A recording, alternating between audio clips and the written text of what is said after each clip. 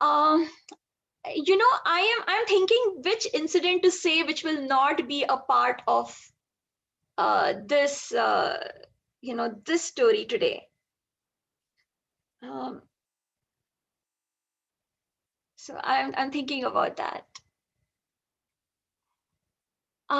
Krishna Das, hi. So yeah, this is going to be a lot of interactive session because so I really welcome questions, and so please get your typing fingers ready. And yeah, geography has played a role, definitely. You cannot deny it, especially earlier on. It played a huge role, I feel. And Shivo, I will like I really I could see everything that you have talked about, the yoga perspective, how that maps out in this. When I was reading this book, I was reading it with a layer of the yoga perspective, and I think that I hope this this inspires you to write something about Sapiens and the role of yoga perspective in this. Because I think there are many places where it's very clear to see what Shivo has been talking about, the yogas. It is right there. You can see the descending yogas, you can see the ascending. Again, you can see how some of the patterns are repeating itself. It's amazing.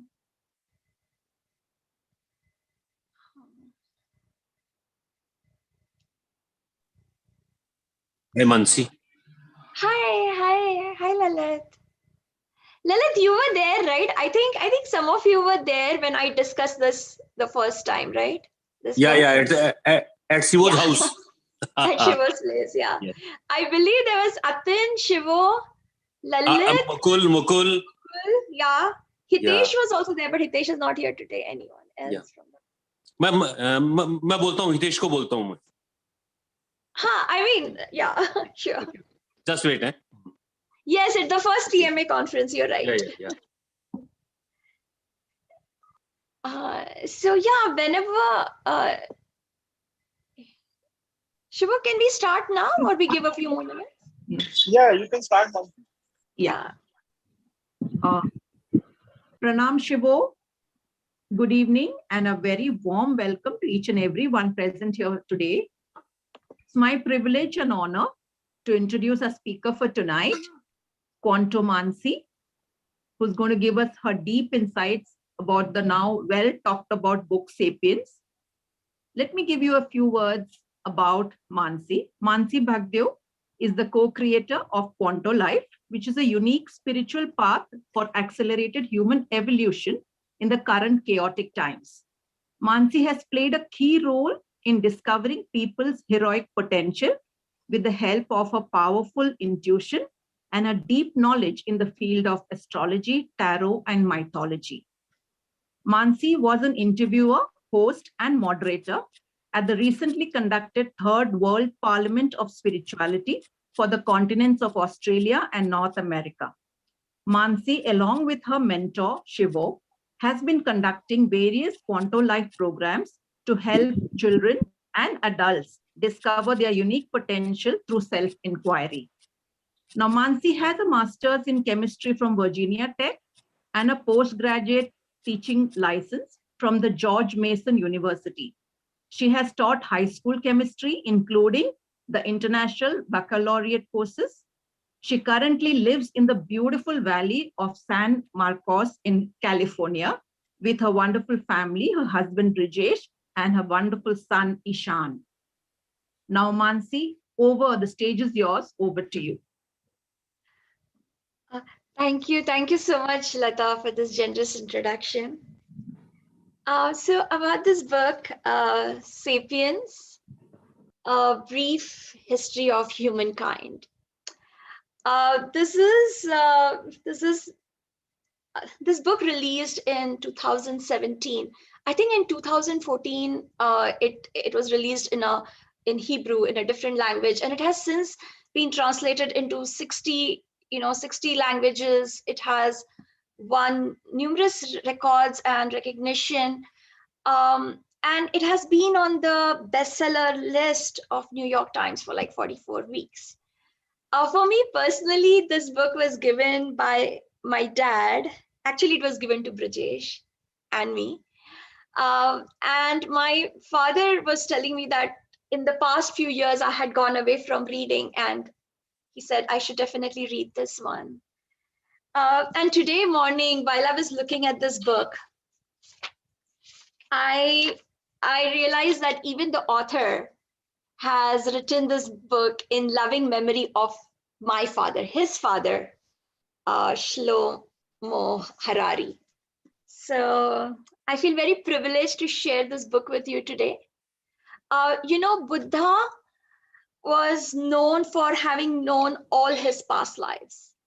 And, that had enabled him to reach a different level of enlightenment in this life. In Quanto Life also, we talk about past lives and the gifts and the patterns we have inherited from there that helps us take leaps in this life. So I feel that many of us know some of our past lives. We definitely don't know all. Many of us don't know our past lives. But I think when you go through this history, you can sometimes see yourself in some of these stories, in some of these civilizations, or at least this is a part of our collective evolution. And it is worthwhile to look at what patterns and what gifts we have accumulated collectively. The author, we can see some of his bias also coming up, because this is not a purely philosophical book. It is not a purely scientific book. It is not a purely anthropological book. It is across disciplines. And I feel I could see some of his personal bias come through also, and I'll be talking about that. So I would like to start with a little, I would like to share my slides also here. So give me a minute. So yeah, this is the book, Sapiens.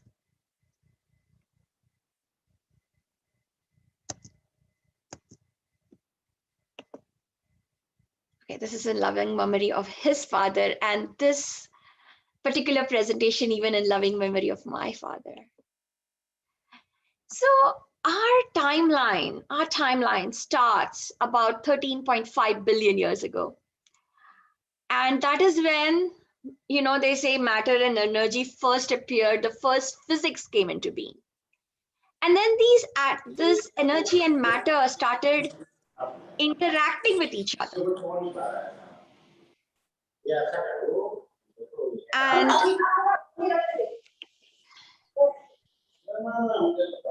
hi, can I request everyone to go on mute, please?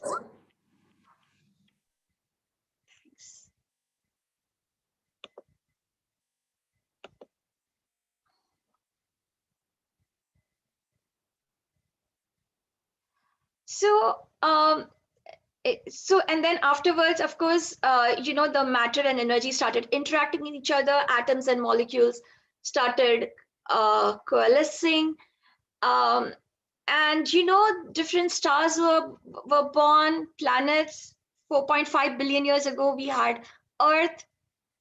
3.8 billion years ago, on our Earth, these atoms and molecules, they started coming together. The molecules started combining.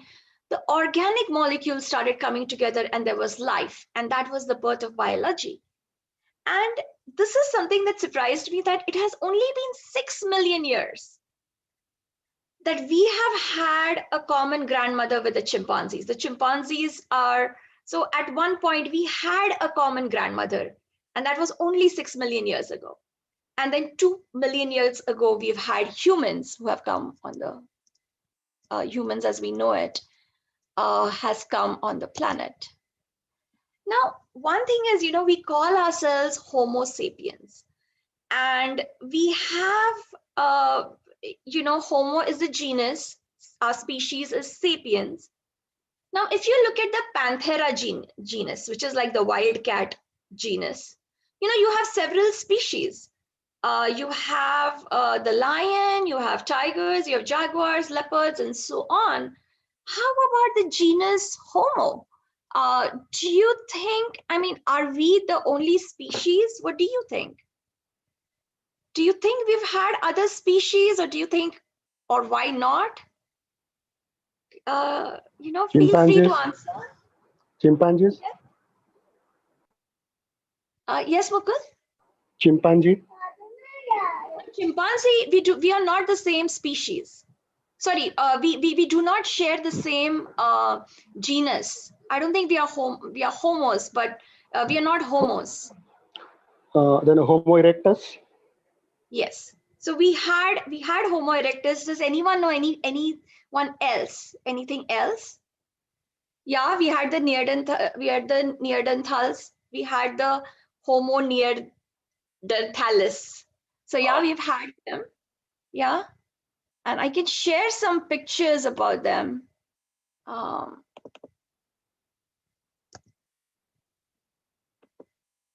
So yeah, so we had Homo rudolfensis. We had Homo erectus in East Asia. We had Homo neanderthalis in Europe and West Asia, at least 6. And we've had some in islands. We have had some dwarf ones also. I don't know the exact pronunciation of their names, but we've had at least 6 species that have been identified so far. So what do you think happened with them? How do you think our encounters were? Any idea? So we'll discuss that in a little time. Can we have a discussion on what makes us humans so different?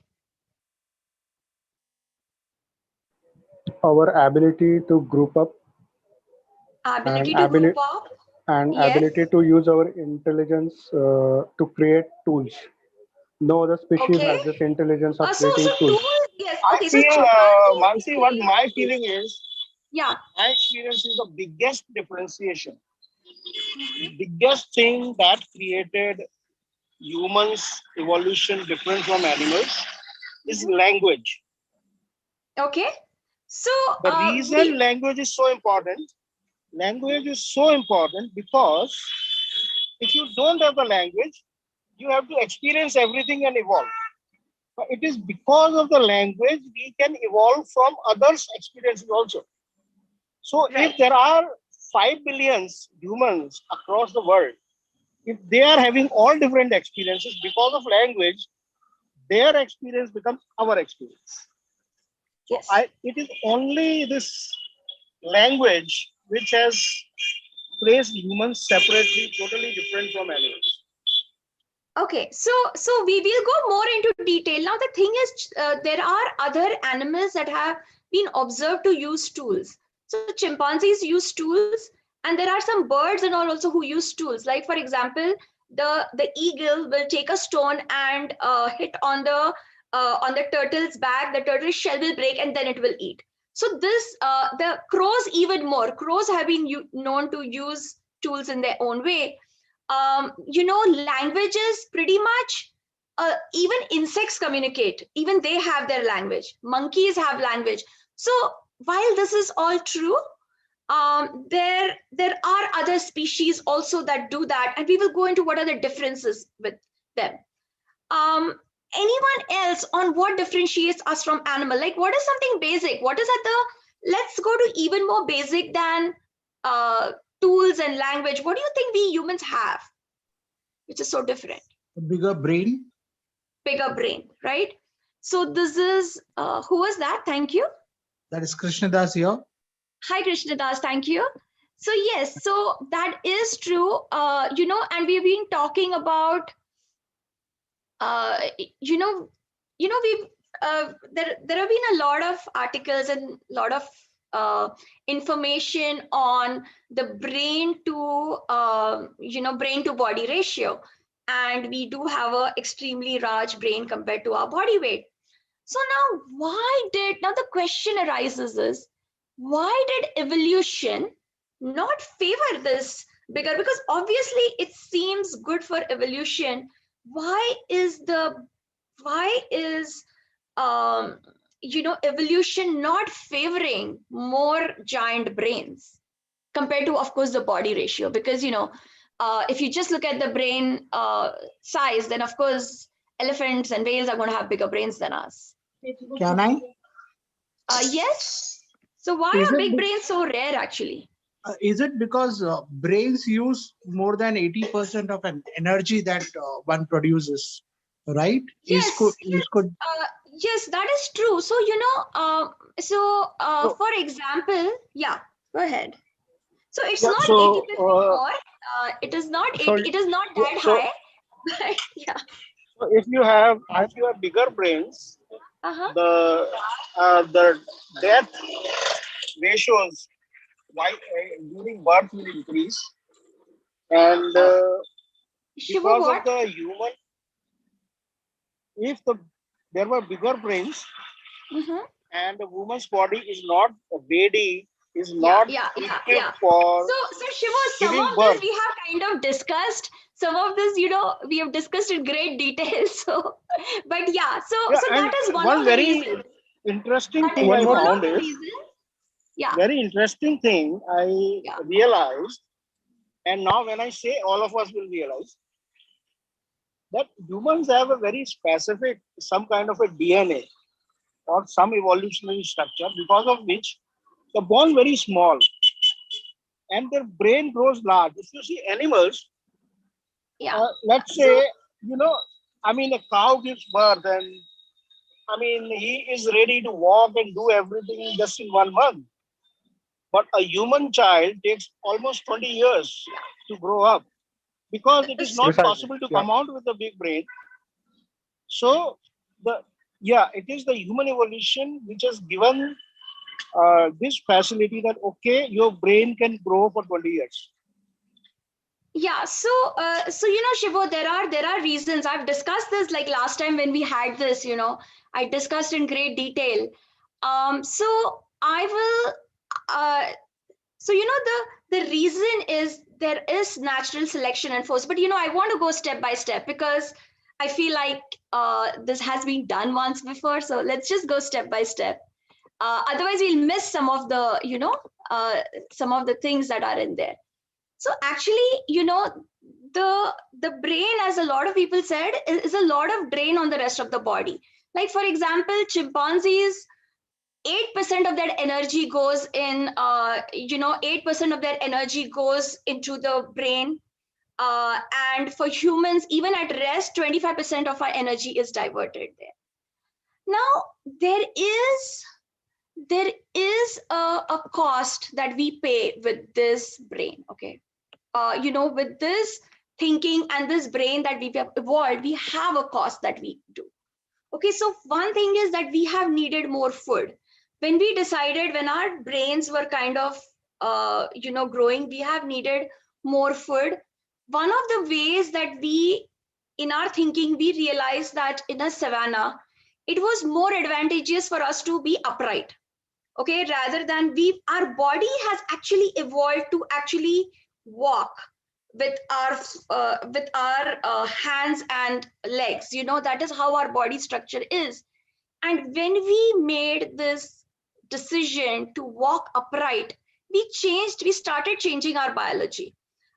We started changing, our muscles started getting atrophied, because we were doing more thinking. We were not using our muscles a lot. Our hands became free to be more, to create more and more specialized tools. And we started developing our more neural connections over here. Uh, uh, we started, see, even for a child, when he grows, first he learns the gross motor skills. He learns to walk way before he can write. Okay. And the greatest motor skill that we possess is is actually our speech. Our speech is the greatest motor skill that we possess. Now, when we stood upright, we could see what is coming up in a savanna. We could see through the tall grasses. We could see what was happening. Now, always the biggest cost that, not always, but one of the, so men had to pay the price because we started being more upright. We started our shoulders and everything. our neck problems, we started having spinal issues, a lot of things we were not meant to do. So our body has, we still have the body, a lot of the body systems of a chimpanzee, but our brain has gotten ahead. So we suffer from a lot of physical ailments compared to a chimpanzee. And one of the biggest issues, was that women had to face, because when we walked upright, then the women's birth canal had to be compressed. It got restricted. When women's birth canal got restricted, it was like, she would die in childbirth, or the child would die in childbirth. So that means that she can no longer have children, or that child doesn't come into existence. So nature was selecting women who would give birth prematurely. Okay, because if the women gave birth prematurely, as Shiva was saying, the head is still soft enough and it can come out. And now let's say there are two women, one who gives, let's say A, and she is giving birth very late. So the head of the child is too big. So cannot, so either he dies or the mother dies. So there the production of children ends. Another woman, she's giving premature births. And so she's having that one child, that child is living, she's getting pregnant again, she's giving birth to another child. So you can see the natural selection of this woman, the woman B, is happening. And she can have more children. In that children, she is giving birth to some women also, some girls also. And those girls are also carrying the same genes of, probably they are carrying an increased probability of giving, of early childbirth. So you see how nature selects that.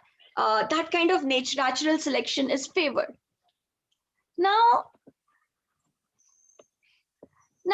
that actually brings about a lot of problems and opportunities. So yes, of course, the problem is that, one of the problems is that, the child is not independent at birth. There are many insects, birds, or even mammals, where the time for the little one to reach maturity is very quick, okay, compared to a human.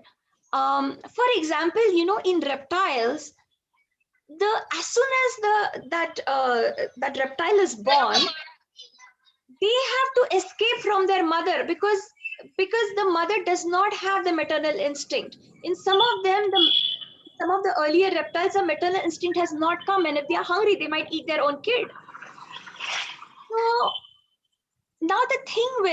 So now the early birth, the problem it had was the head was not completely developed. But again, that was an opportunity in that. And the opportunity there was that if you have a pot that is completely baked, if you try to expanding it or anything, it will break. But if you have a pot that is still malleable, you can shape it. And that brings me to the second thing that was that was a problem and opportunity, which was social ties. A woman who had just given birth, is in labor, and has this baby, is not going to be able to fend for him or her completely. And that was why the social ties became very important. There needed to be a structure to support that. And this structure also provided with the opportunity that this child could be raised. It could be nurtured, it could be taught, it could be given a very different kind of grooming than other people, okay, than other animals in the animal kingdom. So, any questions on this part? Mansi, what I think is in evolution, nature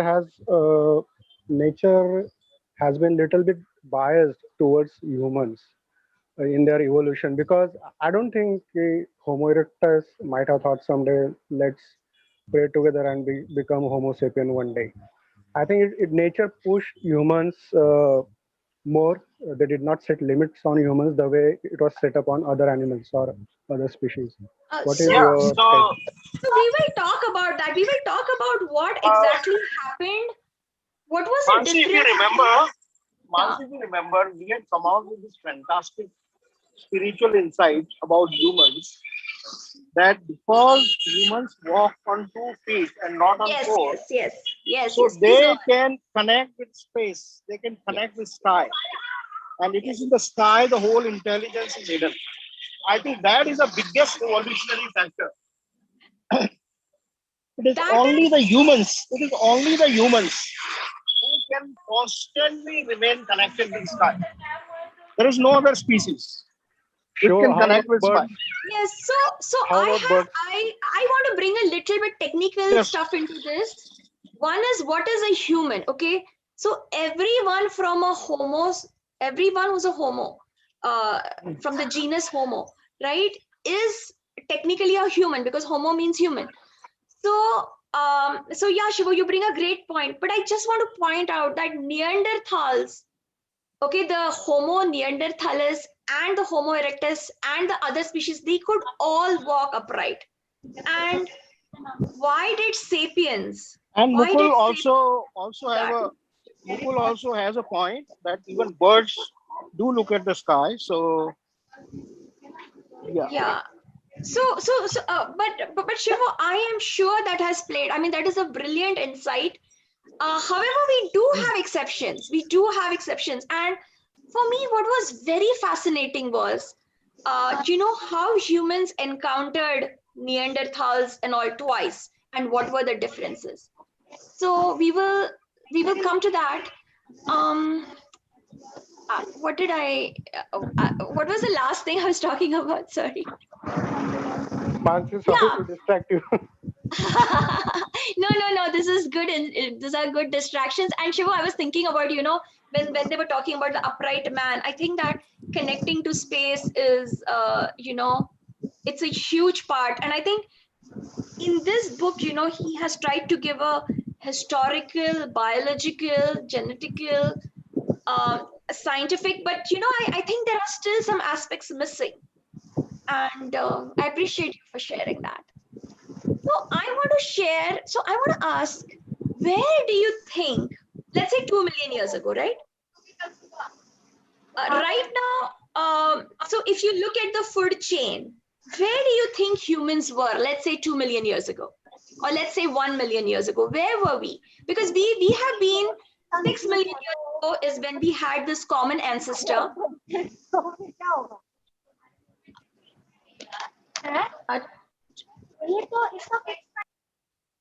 Guys, million years can ago. someone make me co-host, please? Atin will need to do that, I think. Yeah. Atin, can you make Mukul also, please? Thank you. So where do you think was our place in the food chain?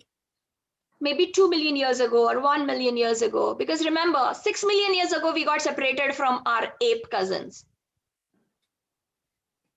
And then we had several siblings. We had Neanderthals and we had all these. So we had siblings. So where do you think we were on the food chain?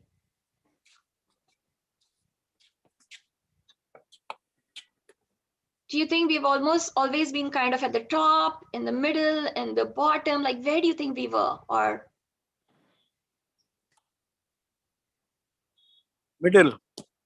middle? Probably, yeah. Anyone else?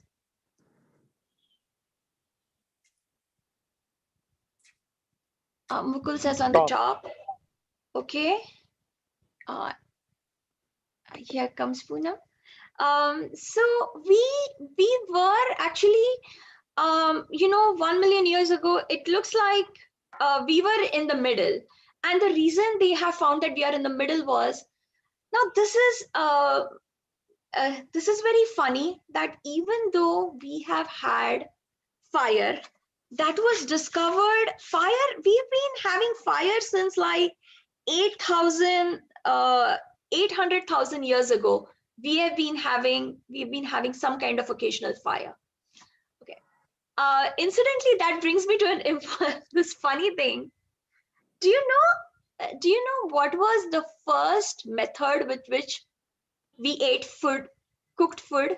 Do you know what was the first method? Steaming, boiling, roasting, frying, I don't know. Do you know how we got our food? The first cooked food, how did we taste? Grilling. Sun Grilling. dried. How did we do? Barbecue, Okay, so barbecue. yeah. Shiva, this is not fair. You have heard some of this, okay? No, You I cannot- haven't actually. I just guessed. You actually. have. You just don't remember it. No, maybe I don't remember it. Because Yeah, I've shared sorry. it. No, I think Yeah, I should. a lot of these things, right? You've had a revision of this. Maybe. So you may not, but that's okay. No, You know, I'm and a good that's student. great. Huh? At least I'm a good student, right? If I remember. Yes. You are you are a good student. You just don't remember the source. But that's okay. That's okay. A lot of you have read, and I appreciate having such a intelligent audience. So that's and yes, Krishna, it was the forest fire remnants, and that is how the first barbecue in the world started.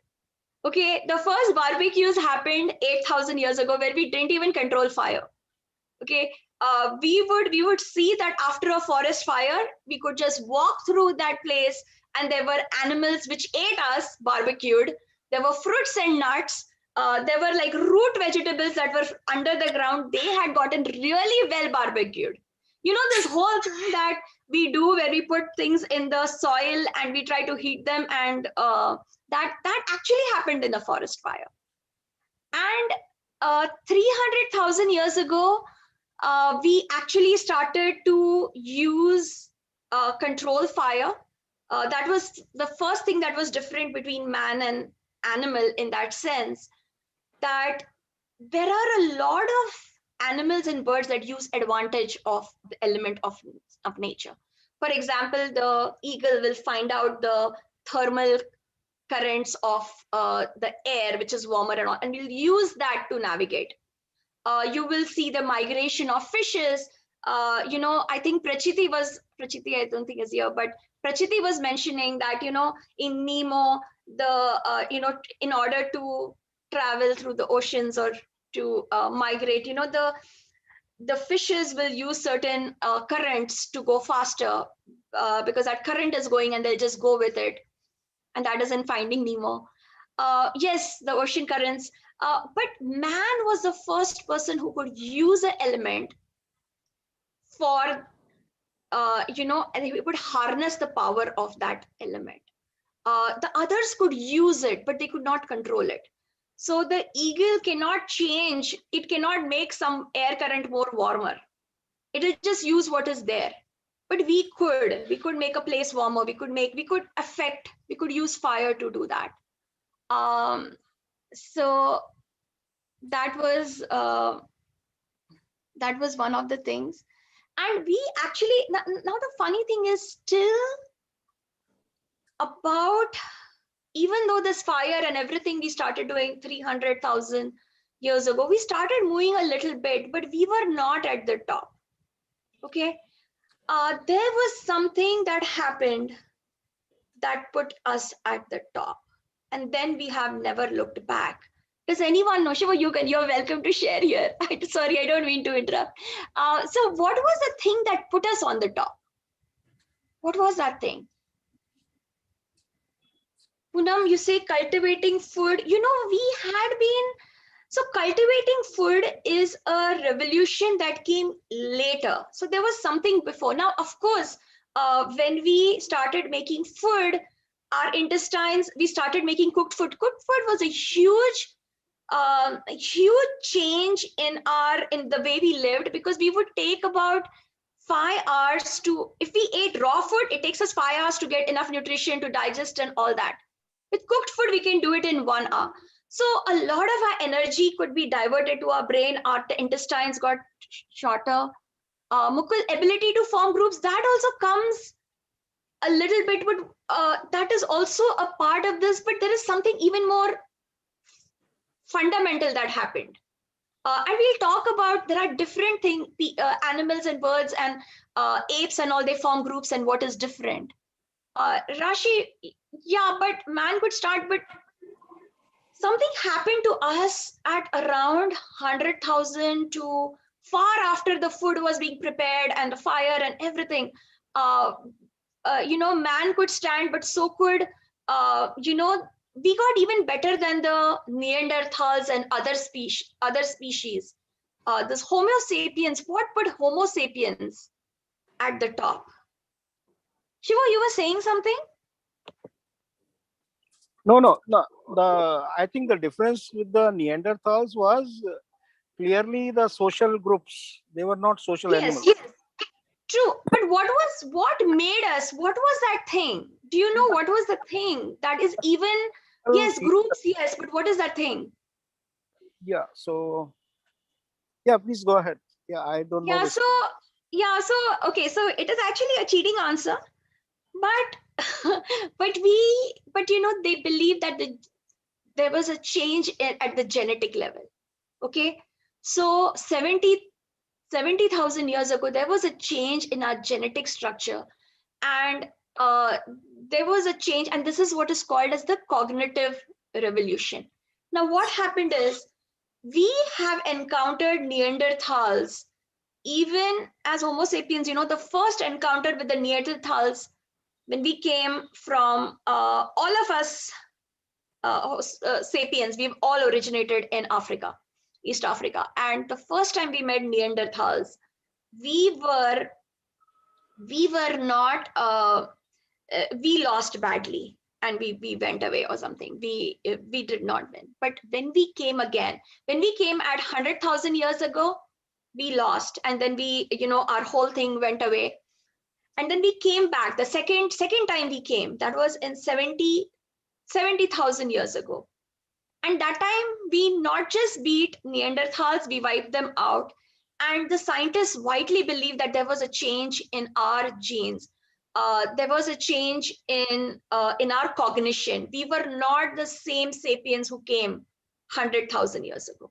We had evolved, and this is called the cognitive revolution. And the first group of sapiens that came and they lost against Neanderthals, the scientists believe that person, we cannot teach him concepts like money or religion, or let's say, today's scientific, we cannot, people have mentioned groups, he cannot quite get that.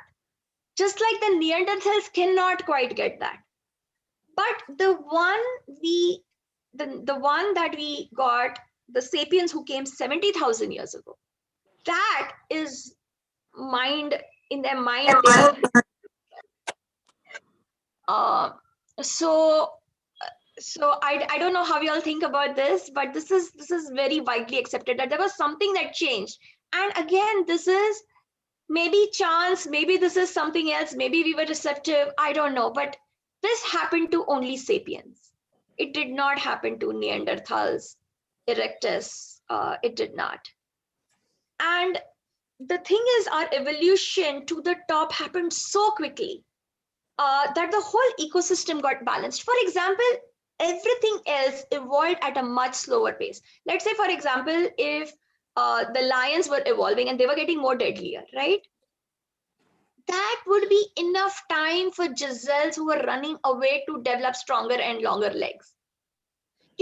Like there was system checks and balances because evolution was happening at a comparatively slower rate, and it was giving time for adaptations. And this is what the scientists believe, or at least Yuval believes. He believes that we actually went very quickly. Like our evolution was so fast from that middle space to the top in evolutionary terms. And because of that, he thinks that we carry the subconscious of being very insecure. we are, the example he says that, we are like a banana republic dictator who has suddenly got into power. So we have, yeah, Mukul, I think, I don't know what is the reason for that. Maybe it was chance, maybe it was why they have been biased, but yes, Shivo, you're saying something?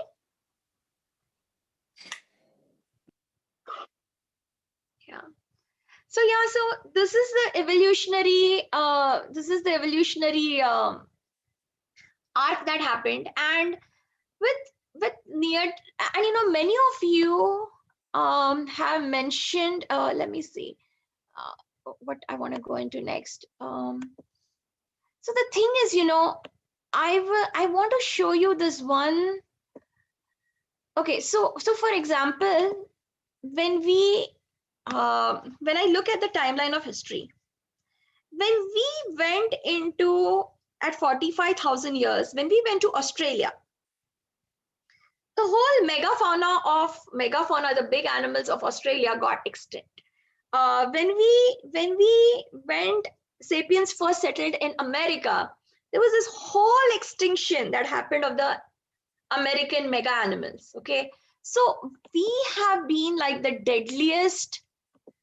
We have been the deadliest animal even before we developed guns and all. We are really like wherever, when we have gone to a new place, that place has marked, there has been extinctions, mass extinctions.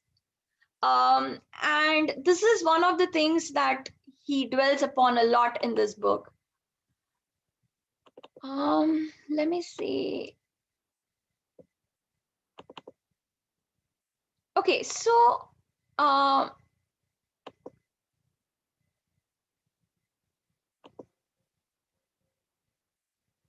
so as I was telling you, the first one, the first battle between Neanderthals and Sapiens, we kind of lost, and then the second one we kind of won. When there were interactions between Neanderthals and the Sapiens, there were, what do you think our encounters were like? Were they like fighting, or was there like coming together? What do you think it was mostly? Any ideas on what were our encounters? We know that we don't have any.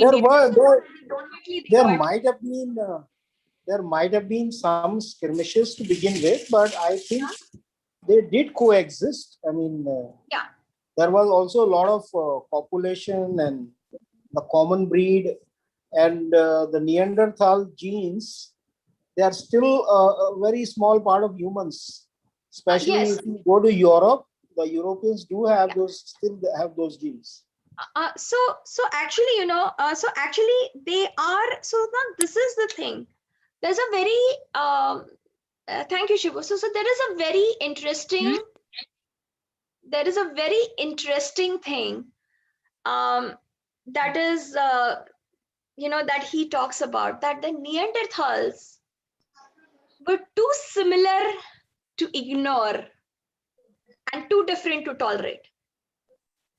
Okay, this is what he says. I found it very interesting that they are too similar to ignore and too different to tolerate. And what happened was, that there are two theories. One is the replacement theory, one is the interbreeding theory. Replacement theory is like, yeah, we took over everything, we demolished them, we took over. Interbreeding theory is that they mated a lot. Now, what is the understanding is that yes, there might have been a certain amount of a very tiny portion, there might have been of interbreeding. And it's very interesting how they came to that conclusion also. But usually that interbreeding did not yield very fertile offspring. So it's like, for example, if you have a horse, I believe that if you have a horse and a donkey, then you can, you can breed. they can have, they can have intercourse, but then they produce a mule who's not fertile. Now, what they have found is when they have looked at the DNA sequence, and there are actually two things that they have, like they're Neanderthals, and then there are the Denisovas. Okay, I forget the exact name of that. Yeah, it starts with D. But like, let's say if you look at our genome and you look at only what makes us unique, okay, I believe that 95 or 97 or 99% of our structure is very much like other animals. But if you just look at the part, the 1% or 0.5% or whatever it is that makes a man unique, okay, if you just take a little bit of that, and in that, if you just look, yes, the Denisovans. Thank you for saying that. So if you just look at that, then you're going to have, about 1 to 4% of it is similar to the Neanderthals in Europe and West Asia. So it is very, very small part. So if this interbreeding happened, it was very, very small, because we are not taking our whole structure. Just in that little structure, we are just having 1 to 4, but it is significant. So it has happened. And the same thing with the Denisovans, where the percentage goes even higher. It is about 6%. But again, remember, it is not your whole gene. It is what makes you human, which is very small. And in that, they have a very small percentage. This is, so both these theories have been there. And so now we're going to talk about language, okay? Now about language, a lot of you said that language is what differentiates us, but there are a lot of species that can communicate. You have, you have even insects communicate, birds communicate. They have their own language. Whales have their language. Dolphins have their language. Let's look at some of the differences between a monkey and let's say a human. A monkey actually has a call for saying, if it wants to say, hey, careful, because, a lot of a language of animals and of creatures is either about mating or it is about danger. Okay. So it is usually about these two things. You have maximum sounds and maximum language has evolved. Now, monkey can say, careful, there is a lion. Monkey can also say, careful, there is an eagle. And they have done experiments. When you say monkey, eagle, the other monkey looks, when they have recorded and played that sound, then the monkey looks up for the eagle. If you say monkey, lion, then he will look around on the ground. So they have found that, parrots can imitate even, they can even say maybe Einstein's relativity theory. But obviously we have a different language. And one theory is that the humans, because of our brain, we are able to take very few sounds and we are able to have, with a lot of probabilities and, what do you call that? We are, that same, like for example, 26 alphabets, we are with those only 26 alphabets, we are able to create volumes and epics and all that. So we can take a few limited things and we can do the permutation combination of them and create a whole language. But then there is something, and obviously when you read it for the first time, it kind of shocks you when you, when you think about that. For example, what do we talk about most? What do we talk about most? If you think about your communication, what do you communicate the most? What do you think? What is it? You, let's say two scientists met, what would they talk about? Let's say maybe parents met, what would they talk about? Like, what do we talk about? What is our topic usually? Is it animals? Is it science? Is it what do we talk about? Yeah, we talk about stories. About what stories do we talk about?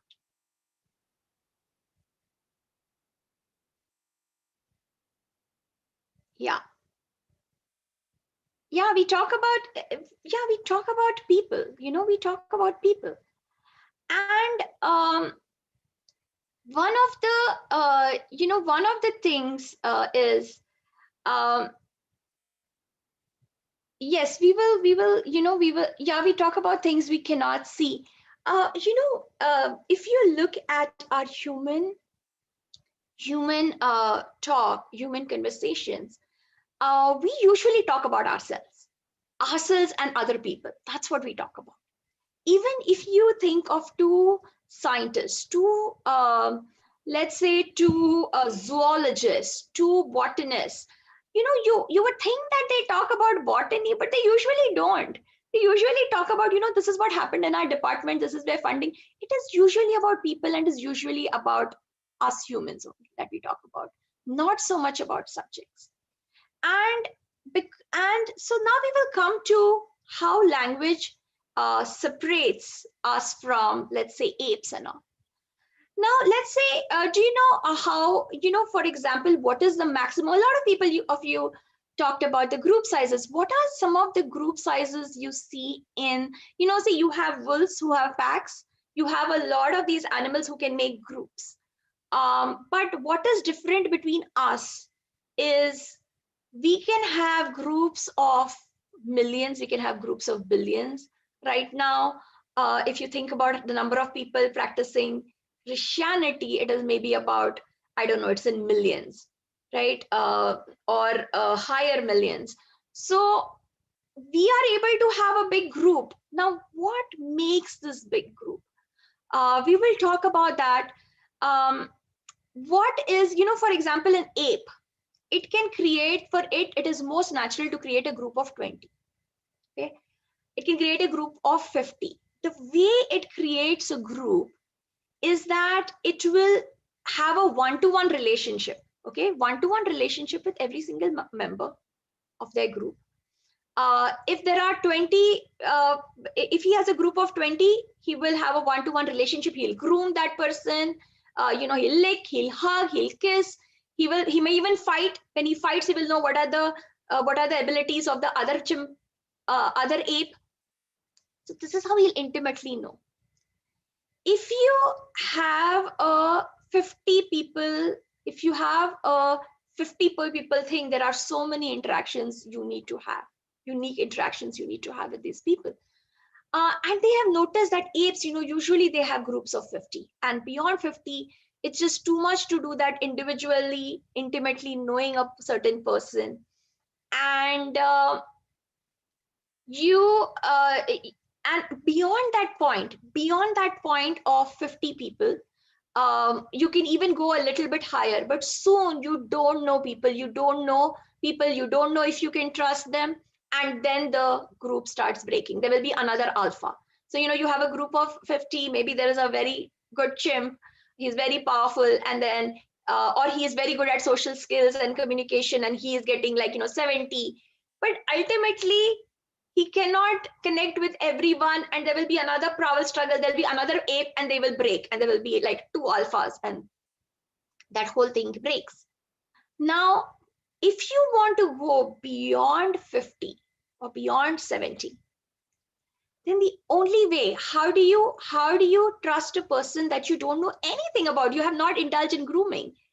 And the way for that is gossip. Okay, the way for that is gossip.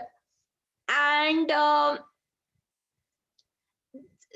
what gossip, the reason gossip has started, it has gotten a very bad name now, that because it is done to bring down the other person. But gossip used to be a way to know what is happening, can that person be trusted or not? Let's say in Quanto Life, we have, let's say on our commune, we have like 200 plus members. It is not possible for a founder to know and interact with everyone on a regular basis. So there are going to be some people who might be interacting with all of them, And then they will share back some of the things that, okay, this person just told me that this person is sick, their mom is sick, this is happening with this person, what can we do collectively about it? So this kind of gossip is very necessary to maintain a group. So if you have a group of 200, there has to be a way for it to flourish at its maximum capacity. There has to be a way to be in communication with every single person, either directly or indirectly. Directly, it's possible only with, let's say, maximum 50 people, 20 to 50 people. And after that, it has to be through gossip. And by gossip, it has to be through other people. Other people will say that, oh, this person is really good, is a really good artist. Yeah, but she is, but she needs the center stage. Maybe that will also come up. But the fact that she's a good artist or she has this talent, it is going to come through discussion. And the only way for a group to be at full capacity is for at least the founder and all to be in connection with every single person, directly or indirectly. Okay, whoever is the alpha has to be in connection. Otherwise, it cannot work at full capacity. So this I found, yes, the grapevine. Thank you so much, Rashi. It is very useful. Now, what do we do if we want to break the, okay, now I see it's 10 o'clock. So should I finish this particular section and close, like finish this, how to go the next step and then close, Shiva?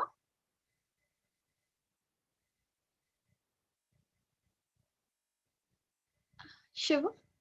I think we have AD right after. Yeah. As you. Yeah, maybe 10:31 already, right? Yeah. It's already 10:31, right? So you have to complete very quickly. Yeah, so I'll just share this one thing. So the thing is, to go beyond 200, if you ever want to go beyond 150, actually not even 200, if you want to go beyond 150, what takes you beyond 150? Okay, let me give you an example. Now, monkey, we were talking about the communication with the monkey, and the monkey can say, oh, you know what? Let's say there's a monkey who has a banana, okay? And there is another monkey who approaches, okay? So either he can share that, if he's thinking of mating or if it's own offspring, he'll think of sharing. Otherwise, the monkey can even lie. The monkey can hold a banana and say, careful lion. He can communicate that. Okay. But what the monkey will never understand, never. The monkey you cannot convince a monkey that give up this banana and in the heaven you are going to get 50,000 bananas. No monkey in the world, no chimpanzee, no ape in the world is going to buy that. Okay, that is fiction. We are the only people. Homo sapiens are the only people. They've seen that Neanderthals could not engage in fiction. And this is, I wish I got more time to spend on this, but I quickly want to say that this is fiction, our ability to believe in stories that we have not seen and they do not have an intrinsic value is what makes us our Homo sapiens. Connecting with space. That is the connecting with space. That is the connecting with that space. Is what I said with space. Yes. Humans connect with space. That's what gives them the power to evolve. And how do we know that the Neanderthals didn't have it? How do we know that Neanderthals didn't have it? Because if you think about it, a lot of things are fiction, like nation. Nation is something that we came up with. It doesn't physically, exist. We came up with that. Money, like, the whole, when we moved from the money that was, the barter system, even in barter system, there is an element of trust. When we moved to, let's say, silver coins or something, silver does not have an intrinsic value, but okay, we started dealing with that. And then we started dealing with paper. And, before paper, we started dealing with the cowrie shells. See, that whole trade that started was based on trust.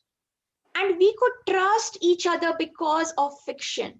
We could trust absolute strangers because we have a fiction. Like, for example, if there are two Indians, you are meeting, you don't know anything about each other. You met at an airport in a different country. You don't even know each other, but you recognize, maybe you're wearing something that is Indian or you look Indian. Immediately, you know something about that person. Immediately, there's a little bit amount of more trust. And they found that Neanderthals, when they looked at the time when Neanderthals and our Sapiens, we had coexisted, there was trade already happening in Sapiens then. They have discovered that they have had obsidian rocks somewhere that did not belong, that they were brought from somewhere and stored, and they've been found buried, and those stones were available across the river and all, so it was very far. The only way it could have come here is through trade, and they found numerous such incidences. There was nothing like that discovered in Neanderthals. So really, the ability to believe in fiction, whether it be nations, money, religion, they have really been a unifying force. They have allowed us to build huge number of groups. If you have 10,000 apes, there will be total chaos and commotion. But we can have that. We can have religious programs like that. We can have sporting events that have that. We can address that many people now, even online. So we can do that. And the ability, even in the ape kingdom, right? If you have a group of 20 and if you have a group of 70, the one with 70 is more powerful. That is how it works even there. So, but here, the larger your ability to make groups, the larger, and that also, which maybe one day I'll go into it, and but that will also show that why certain religions, certain countries, certain colonies were able to become bigger and bigger and bigger, and some didn't. So I will conclude and then is of course the agricultural revolution, and a lot of fiction happened during the agricultural revolution. They had a lot of cons in the agricultural revolution, and they had to pay a price. Actually, the agricultural revolution people, they had Mansi, to pay. we have to quickly complete now. Yeah. So Shiva, I'm just concluding. I'm just saying that we are the other two, and I hope this has. If there are any questions, I can take it up after. But thank you so much for listening to me and going through this. So, yeah, thank you. Mansi, we should have a second session on this. You can also. Yeah, thank you so much. Yeah, I think so too, because it's really cool with the agricultural revolution and the scientific revolution and what was different. It was. Okay, so we'll have a second session. Thank you. Yeah. Okay. Thank you. Thank you. So we will end. So should I just close the meeting? Yes. Thanks a lot. Okay, thank you. Thank you all for attending.